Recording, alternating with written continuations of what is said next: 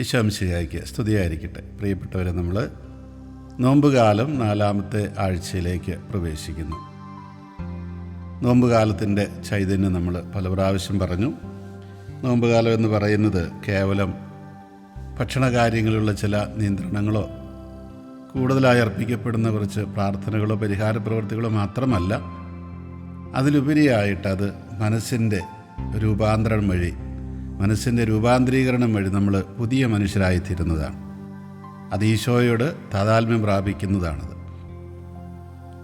അപ്പോൾ നമ്മൾ ഈ ഉയർപ്പിലേക്ക് നടന്നെടുക്കുമ്പോൾ ഈശോയോട് താതാത്മ്യം പ്രാപിക്കണമെങ്കിൽ എങ്ങനെയൊക്കെ ആയിരിക്കണം എന്ന് നമ്മൾ ഈ നോമ്പ് കാലത്തിലൂടെ കടന്നു പോകുമ്പോൾ പരിചിന്തനം നടത്തുകയും അഭ്യസിക്കുകയുമാണ് ചെയ്യുന്നത്. ഇന്നത്തെ 1-ാമത്തെ വായന ഉൽപ്പത്തി 19-ാം അധ്യായം 1 മുതൽ 7 വരെയും 10 മുതൽ 11 വരെയുമുള്ള വാക്യങ്ങളാണ്. ഇത് ബൈബിൾ സ്ഥിരമായിട്ട് വായിക്കുന്നവരാണെങ്കിൽ നിങ്ങൾക്ക് പരിചിതമായിട്ടുള്ള കാര്യങ്ങളാണ്. സൊദോം ഗൊമോറയെ സംബന്ധിച്ച് ലോത്തിൻ്റെ താമസ സ്ഥലമാണ് സൊദോം ഗൊമോറ. നിങ്ങൾക്കറിയാം, ലോത്തും അബ്രാഹവും തമ്മിൽ ഭൂമി പങ്കുവെച്ചപ്പോൾ നല്ല സ്ഥലമായിട്ട് കണ്ട ജോർദാൻ താഴ്വര, ജലമുള്ളത്, ഫലഭൂയിഷ്ടമായത്, കൃഷിക്ക് അനുയോജ്യമായത്, കന്നുകാലികൾക്ക് ധാരാളം പുല്ലുള്ളത്, അത് ലോത്ത് തിരഞ്ഞെടുത്തു. പക്ഷേ ലോത്തിൻ്റെ തിരഞ്ഞെടുപ്പിൽ ചില പ്രശ്നങ്ങളുണ്ടായിരുന്നു. അവിടുത്തെ ജനങ്ങൾ തീരെ മോശമായിരുന്നു. അതേക്കുറിച്ചാണ് പറയുന്നത്. വൈകുന്നേരമായപ്പോൾ ആ 2 ദൂതന്മാർ സോദോമിൽ ചെന്നു. 2 ദൂതന്മാർ അബ്രാഹത്തിൻ്റെ അടുത്തു നിന്നാണ് പോകുന്നത്. അബ്രാഹത്തെ സാറായും കണ്ടിട്ട് ഇസ്ഹാക്കിൻ്റെ ജനനമൊക്കെ മുൻകൂട്ടി പറഞ്ഞിട്ട്. ലോത്ത് നഗരവാതിൽക്കൽ ഇരിക്കുകയായിരുന്നു. അവരെ കണ്ടപ്പോൾ ലോത്ത് അവരെ എതിരേൽക്കാനായി എഴുന്നേറ്റ് ചെന്ന് നിലം പറ്റ് താണു വണങ്ങി അവൻ പറഞ്ഞു, യജമാനന്മാരെ, ദാസൻ്റെ വീട്ടിലേക്ക് വന്നാലും കാല് കഴുകി രാത്രി ഇവിടെ തങ്ങുക, രാവിലെ എഴുന്നേറ്റ് യാത്ര തുടരാം. അവർ മറുപടി പറഞ്ഞു, വേണ്ട, രാത്രി ഞങ്ങൾ തെരുവിൽ കഴിഞ്ഞുകൊള്ളാം. അവൻ വളരെ നിർബന്ധിച്ചപ്പോൾ അവർ അവൻ്റെ വീട്ടിലേക്ക് പോയി. അവൻ അവർക്കൊരു വിരുന്നൊരുക്കി പുളിപ്പില്ലാത്ത അപ്പവും ഉണ്ടാക്കി.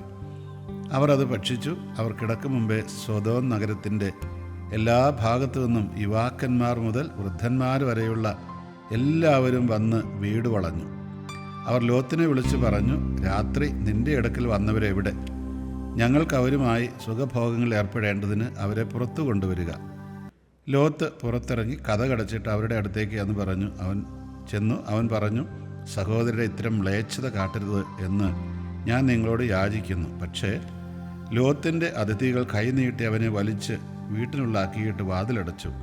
വാതിൽക്കുണ്ടായിരുന്ന എല്ലാവരെയും അവർ അന്ധരാക്കി. അവർ വാതിൽ തപ്പിത്തടഞ്ഞ് വലഞ്ഞു. ഈ സൊദോം ഗൊമോറയുടെ പ്രശ്നം എന്താണ്? സൊദോം ഗൊമോറയിലുണ്ടായിരുന്നവർ സ്വവർഗഭോഗികളായിരുന്നു. അതായത് പുരുഷന്മാരുടെ കൂടെ ലൈംഗിക ബന്ധത്തിലേർപ്പെടുന്നു. അതുപോലെ സ്ത്രീകളും. ഇതിനെക്കുറിച്ചാണ് പറയുന്നത്. നമ്മൾ ഈ നോമ്പ് കാലത്തൊക്കെ പരിചരണം നടത്തുമ്പോൾ നമ്മൾ ഈശോയോട് താതാത്മ്യം പ്രാപിക്കാൻ ശ്രമിക്കുമ്പോൾ യഥാർത്ഥ മനുഷ്യനും ദൈവവുമായ ഈശോയോട് നമ്മൾ താതാത്മ്യം പ്രാപിക്കുന്നത്. ഈ നോമ്പ് കാലത്ത് നമ്മൾ അങ്ങനെ ചെയ്യുമ്പോൾ അതിനർത്ഥം നമ്മൾ ദൈവം സൃഷ്ടിച്ച ആദ്യത്തെ ഹവ്വായെയും പോലെ ആദ്യത്തെ അവസ്ഥയിലേക്ക് എത്തിച്ചേരുന്നെന്നുള്ളതാണ്. അപ്പോൾ ആ ആദ്യത്തെ അവസ്ഥയിൽ നിന്ന് വ്യത്യസ്തമായ രീതിയിൽ അന്ന് അവർ ഭാര്യയും ഭർത്താവും പരസ്പരം യോജിച്ച് അവർക്ക് മക്കളൊക്കെ ഉണ്ടാകാൻ വേണ്ടി, അങ്ങനെ ഉണ്ടായി സമൂഹം വലുതാകാൻ വേണ്ടിയിട്ടായിരുന്നു. പക്ഷേ അങ്ങനെയല്ലാത്ത ഉദ്ദേശങ്ങളുള്ള ചിലർ, അല്ലെങ്കിൽ അങ്ങനെയുള്ള പ്രവണതകൾ ഇല്ലാത്ത ചിലർ.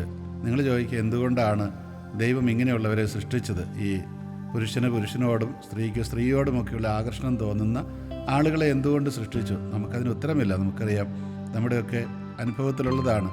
പലതരത്തിലുള്ള വൈകല്യങ്ങളോടുകൂടി ജനിക്കുന്ന ആളുകൾ ധാരാളമുണ്ട്. ഉദാഹരണമായിട്ട് മാനസികമായിട്ട് പക്വത പ്രാപിക്കാത്തവരുണ്ട്. അവർക്ക് ഒരു കരാറിലേർപ്പെടാനോ വിവാഹം കഴിക്കാനോ ഒന്നും അനുവാദമില്ല. കാരണം എന്താണ്? അവർക്കതിനുള്ള കഴിവില്ല. അതുതന്നെ ഇതുപോലെ തന്നെയുള്ള ഒരു കാര്യമാണ്. ദൈവത്തിൻ്റെ സൃഷ്ടികളാണ് തീർച്ചയായിട്ടും. എങ്കിലും ദൈവത്തിൻ്റെ പദ്ധതിക്ക് അനുയോജ്യമല്ലാത്ത രീതിയിൽ അവർക്ക് പെരുമാറാനായിട്ട് അനുവാദമില്ല. അതുകൊണ്ടാണ് നമ്മൾ ഈ സ്വർഗഭോഗത്തെയും അതുപോലെയുള്ള കാര്യങ്ങളെയും ഒക്കെ ക്രൈസ്തവമായ രീതിയിൽ ചിന്തിക്കുമ്പോൾ തെറ്റാണ് എന്ന് പറയുന്നത്. ഇതൊക്കെ ഒരു മനുഷ്യാവകാശമല്ലേ, എനിക്കും ഇതിന് അവകാശമില്ല എന്നൊക്കെ ധാരാളം പേര് ചോദിക്കും. ഇന്ന് അങ്ങനെ ഒരുപാട് ശ്രമങ്ങൾ നടക്കുന്നുമുണ്ട്. നമ്മുടെ സഭയിൽ പോലും ഒക്കെ ചിന്തിക്കുന്നവരുണ്ട് അങ്ങനെ. പക്ഷെ അതിന് വിശുദ്ധ ഗ്രന്ഥം കൊടുക്കുന്ന ഉത്തരം മറ്റൊന്നാണ്. അത് ഈ സോദോം ഗൊമോറായുടെ ഉദാഹരണത്തിൽ നിന്ന് നമുക്ക് പറഞ്ഞു തരികയാണ് ചെയ്യുന്നത്. അങ്ങനെ ചെയ്യുന്നത് ശരിയല്ല, ആ ദൈവത്തിൻ്റെ പദ്ധതിക്ക് വിരുദ്ധമായിട്ടുള്ള കാര്യമാണ്. മാനസികമായ പക്വത വരാത്തവർക്ക് കല്യാണം കഴിക്കാനും ലൈംഗിക ബന്ധത്തിൽ ഏർപ്പെടാനുമുള്ള അവകാശമില്ലേ, മനുഷ്യാവകാശമില്ലേ എന്ന് നമുക്ക് ചോദിക്കാം. പക്ഷേ അത് രാജ്യത്തിൻ്റെ നിയമം പോലും അത് അനുവദിക്കുന്നില്ല. കാരണം അതിന് ചില മറ്റു വ്യവസ്ഥകൾ ആവശ്യമാണ്. ഈ ലേവ്യരുടെ പുസ്തകത്തിൽ 18-ാം അധ്യായം 22-ാം വാക്യം ഇങ്ങനെയാണ് പറയുന്നത്: സ്ത്രീയോടുകൂടെ എന്നതുപോലെ പുരുഷനോടുകൂടെ നീ ശയിക്കരുത്, അത് മ്ലേച്ഛതയാകുന്നു. പഴയ നിയമത്തിൽ അത് വളരെ വ്യക്തമായിട്ട് മുടക്കിയിരുന്ന കാര്യമാണ്. റോമാലേഖനത്തിലും ഇത് തന്നെ പറയും. പൗലോസ്ലീഹ പറയുന്നൊരു കാര്യമുണ്ട്: സ്വർഗഭോഗികൾ സ്വർഗരാജ്യം അവകാശപ്പെടുത്തുകയില്ല എന്ന് വളരെ കൃത്യമായിട്ട് അദ്ദേഹം പറയും. അതുപോലെ തന്നെ ജ്ഞാനത്തിൻ്റെ പുസ്തകത്തിൽ കൃത്യമായിട്ട് 9-ാം അധ്യായത്തിലൊക്കെ പറയുന്നൊരു കാര്യമുണ്ട്: ഇങ്ങനെ സൃഷ്ടിക്കപ്പെട്ടവർ ഷണ്ടന്മാരായിട്ട് വന്ധ്യകളായിട്ടൊക്കെ സൃഷ്ടിക്കപ്പെട്ടവരുണ്ട്. അപ്പോൾ അവരെന്ത് ചെയ്യണം? അവർ പാപം ചെയ്യാതെ ജീവിച്ചാൽ അവർ തീർച്ചയായിട്ടും സ്വർഗരാജ്യത്തിന് അവകാശികളാവും. അവർ ദൈവത്തിൻ്റെ സൃഷ്ടികൾ തന്നെയാണ്. പിന്നെ എന്തുകൊണ്ട് ഇവർക്ക് അങ്ങനെ സംഭവിച്ചു എന്ന് നമുക്ക് ഉത്തരമില്ല. ഈ പറയുന്ന രീതിയിൽ തന്നെ മാനസികമായിട്ടും മറ്റും വൈകല്യത്തോടു കൂടി ജനിക്കുന്നവരെ പോലെ തന്നെയാണ് ഇവരും എന്നാണ് ഈ പറഞ്ഞു വരുന്നത്. അപ്പോൾ ഈ നോമ്പ് കാലത്ത് നമ്മൾ ഓർക്കേണ്ട കാര്യം ഇതാണ്: നമ്മൾ എന്തെല്ലാം പറഞ്ഞാലും വിശുദ്ധ ഗ്രന്ഥത്തിൻ്റെ അടിസ്ഥാനത്തിൽ ക്രൈസ്തവ വിശ്വാസത്തിൽ ഇങ്ങനെയുള്ള കാര്യങ്ങൾ നിഷിദ്ധമാണ്, അത് പാപകരമാണ് എന്നാണ് പറഞ്ഞു വരുന്നത്. രണ്ടാമത്തെ വായന തിമോത്തിയോസിന് എഴുതിയ 2-ാം ലേഖനം 2-ാം അധ്യായം 22 മുതൽ 26 വരെയുള്ള വാക്യങ്ങളാണ്. അതിനാൽ യുവസഹജമായ മോഹങ്ങളിൽ നിന്ന് ഓടിയകലുക, പരിശുദ്ധ ഹൃദയത്തോടെ കർത്താവിനെ വിളിക്കുന്നവരോട് ചേർന്ന് നീതി, വിശ്വാസം, സ്നേഹം, സമാധാനം എന്നിവയിൽ ലക്ഷ്യം വയ്ക്കുക. മൂഢവും ബാലിശവുമായ വാദപ്രതിവാദത്തിൽ ഏർപ്പെടരുത്, അവ കലഹങ്ങൾക്കിടയാക്കുമെന്ന് നിനക്കറിയാമല്ലോ. കർത്താവിൻ്റെ ദാസൻ കലഹപ്രിയനായിരിക്കരുത്, എല്ലാവരോടും സൗമ്യതയുള്ളവനും യോഗ്യനായ അധ്യാപകനും ക്ഷമാശീലനുമായിരിക്കണം. എതിർക്കുന്നവരെ അവൻ സൗമ്യതയോടെ തിരുത്തണം. സത്യത്തെക്കുറിച്ചുള്ള പൂർണ്ണ ബോധ്യത്തിലേക്ക് മടങ്ങി വരാൻ ഉതകുന്ന അനുതാപം ദൈവം അവർക്ക് നൽകിയെന്ന് വരാം. പിശാച് തൻ്റെ ഇഷ്ടനിർവഹണത്തിന് വേണ്ടി അവരെ അടിമകളാക്കിയിട്ടുണ്ടെങ്കിലും അവൻ സുബോധം വീണ്ടെടുത്ത് ആ കെണിയിൽ നിന്ന് രക്ഷപ്പെട്ടേക്കാം. ഇവിടെ തിമോത്തിയോസിനോട് പൗലോസ് പറയുകയാണ്. തിമോത്തിയോസ് ഒരു സഭാ നേതാവായിരുന്നു. പൗലോസിനെ സ്ഥാപിച്ചൊരു സഭയുടെ നേതാവായിട്ട് തിമോത്തിയോസിനെ അദ്ദേഹം ഏർപ്പെടുത്തുകയാണ്. വളരെ ചെറുപ്പക്കാരനായ ഒരു സഭാ ശ്രേഷ്ഠൻ. അതുകൊണ്ട് തിമോത്തിയോസിനോട് പറയുന്നത് എന്താണ്? നീ യുവാവാണ്, പക്ഷേ യുവസഹജമായിട്ടുള്ള മോഹങ്ങളിൽ നീ ഓടി അകലണം. പരിശുദ്ധ ഹൃദയത്തോടെ കർത്താവിനെ വിളിക്കുന്നവരോട് ചേർന്ന് നീതി, വിശ്വാസം, സ്നേഹം, സമാധാനം എന്നിവയിൽ ലക്ഷ്യം വയ്ക്കുക. അതുകൊണ്ട് നീ ഒരു ചെറുപ്പക്കാരനായതുകൊണ്ട് കുറച്ച് ഓട്ടവും ചാട്ടവും ഒക്കെ കൂടും, നിനക്ക് പെട്ടെന്ന് ദേഷ്യം വരും, അല്ലെങ്കിൽ മറ്റെന്തെങ്കിലുമൊക്കെ തോന്നും. ഇതെല്ലാം നിൻ്റെ യുവസഹജമായിട്ടുള്ള ചിന്തകളാണ്. അതിൽ നിന്നെല്ലാം നീ ഓടിയകലണം. കാരണം എന്താണ്? നീ ഒരു അധ്യാപകൻ അല്ലെങ്കിൽ ഒരു സഭാശ്രേഷ്ഠനാണ്, നേതൃത്വത്തിലുള്ളയാളാണ്. നീ ചെറുപ്പക്കാരനാണെങ്കിലും അതിൽ നിന്നെല്ലാം നീ മാറിയേ മതിയാകൂ. അതുപോലെ പരിശുദ്ധ ഹൃദയത്തോടെ കർത്താവിനെ വിളിക്കുന്നവരോട് ചേർന്ന് നീതി, വിശ്വാസം, സ്നേഹം, സമാധാനം. നീതി ദൈവത്തെ പോലെയുള്ള പ്രകൃതിയുള്ളവരായിരിക്കുക എന്നാണ് പറഞ്ഞു വരുന്നത്, ആ ദൈവികമായൊരു ചൈതന്യത്തിൽ. അതുപോലെ വിശ്വാസം. എന്ത് വിശ്വാസമാണ്? ഈ വിശ്വാസം എന്ന് പറയുമ്പോൾ പലപ്പോഴും നമുക്ക് അതിൻ്റെ ഈ ഹെബ്രായ ഭാഷയിലുള്ള അർത്ഥം അത്ര അങ്ങ് മനസ്സിലാകില്ല. നമ്മൾ വിചാരിക്കുന്നത് വിശ്വാസം എന്ന് പറഞ്ഞാൽ നമ്മുടെ ബുദ്ധി കൊണ്ട് വിശ്വസിക്കുന്നതിനെയാണെന്ന് പറയും. നമ്മൾ വിശ്വാസ പ്രമാണം ചെല്ലാറുണ്ട്. പക്ഷേ വിശ്വാസ പ്രമാണം എവിടെയാണ്? നമ്മൾ അത് ബുദ്ധി കൊണ്ട് ഏറ്റുചൊല്ലുകയാണ് ചെയ്യുന്നത്. അങ്ങനെയുള്ള ഒരു വിശ്വാസത്തെക്കുറിച്ചല്ല ഒരിക്കലും വിശുദ്ധ ഗ്രന്ഥം പറയുന്നത്. വിശ്വാസം എന്ന് പറയുന്നത് അത് പ്രവൃത്തിയിൽ അധിഷ്ഠിതമാണ്. അതായത് പ്രവൃത്തി കൊണ്ട് നമ്മൾ എന്തെങ്കിലും നേടുന്നുള്ള അർത്ഥത്തിലല്ല. വിശ്വാസമുള്ള വ്യക്തി എന്ന് പറയുന്നയാൾ ആ വിശ്വാസത്തിനനുസരിച്ച് ജീവിക്കുമെന്നർത്ഥം. അബ്രാഹം വിശ്വാസത്താൽ നീതീകരിക്കപ്പെട്ടു എന്നൊക്കെ പറയുമ്പോൾ അർത്ഥം എന്താണ്? ആ വിശ്വാസത്തിൽ നിന്നാണ് അബ്രാഹം തൻ്റെ മകനെ ഇസ്ഹാക്കിനെ ബലി കഴിക്കാനായിട്ടുള്ള ആ ഒരു മാനസികാവസ്ഥയിലേക്ക് എത്തുന്നത്. അപ്പോൾ ഈ വിശ്വാസം എന്ന് പറയുന്നതിനെ നമ്മുടെ ബുദ്ധിയിൽ മാത്രം ഒതുക്കി നിർത്താനല്ല, അത് ഹൃദയത്തിലേക്ക് ഇറങ്ങി വന്ന് നമ്മുടെ ജീവിതത്തിൻ്റെ ഭാഗമാകണം. പലപ്പോഴും നമ്മൾ വിചാരിക്കുന്നത് കുറേ തത്വശാസ്ത്രങ്ങൾ, കുറേ പ്രമാണങ്ങൾ നമ്മൾ വിശ്വസിച്ചാൽ മതി എന്നുള്ളതാണ്. അങ്ങനെയല്ല. പൗലോസ്ലീഹ തന്നെ പറയുന്ന കാര്യം എന്താണ്? നീ അധരം കൊണ്ട് ഏറ്റു പറയണം, ഹൃദയത്തിൽ വിശ്വസിച്ചാൽ മതി, നീ രക്ഷ പ്രാപിക്കും. അപ്പോൾ ആളുകൾ വിചാരിക്കുന്നത് എന്താണ്? അത് മതി, ഏറ്റു പറഞ്ഞാൽ മതി, പിന്നെ ചെയ്യുന്ന എങ്ങനെയെങ്കിലും ചെയ്താൽ മതി. അതുകൊണ്ടാണ് വിശുദ്ധ യാക്കോബ് തൻ്റെ ലേഖനത്തിൽ പറയുന്നത്, മൂഢ, പ്രവൃത്തി കൂടാതെയുള്ള വിശ്വാസം അത് ചത്തതല്ലേ. പൗലോസ് വിശ്വാസം ഹൃദയത്തിൽ വിശ്വസിക്കുകയും അധരം കൊണ്ട് ഏറ്റുപറയുകയും ചെയ്യുക എന്ന് പറയുമ്പോൾ അർത്ഥമാക്കുന്നത് ഇത് തന്നെയാണ്. അതായത് നീ വിശ്വസിക്കുന്നതനുസരിച്ച് നീ ജീവിക്കുമല്ലോ. കാരണം എബ്രായ ഭാഷയിൽ, ഒരു യഹൂദൻ്റെ ഭാഷയിൽ അതങ്ങനെയാണ്. അല്ലാതെ ബുദ്ധി കൊണ്ട് മാത്രം ജീവിക്കുന്നൊരു വിശ്വാസമില്ല. അപ്പോൾ ആ വിശ്വാസം നിൻ്റെ ഹൃദയത്തിലുണ്ടാവണം, നിൻ്റെ അധരത്തിലുണ്ടാവണം. ഏറ്റുപറഞ്ഞാൽ മാത്രം പോരാ, നീ ഹൃദയത്തിലുണ്ടാവണം എന്ന് പറഞ്ഞാൽ ആ ഹൃദയം എന്ന് പറയുന്നത് എന്താണ്? നമ്മുടെ എല്ലാ തരത്തിലുള്ള പ്രവർത്തനങ്ങളുടെയും ഇരിപ്പിടമാണ്, അതിൻ്റെ ഉറവിടമാണ്. ആ പ്രവർത്തനങ്ങളിലേക്ക് ഇതിറങ്ങി വരണം എന്നർത്ഥം.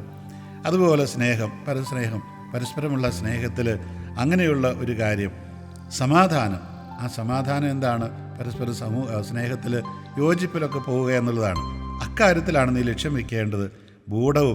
മൂഢവും ബാലിശവുമായ വാദപ്രതിവാദത്തിൽ ഏർപ്പെടരുത്. ഇത് നമുക്കറിയാം.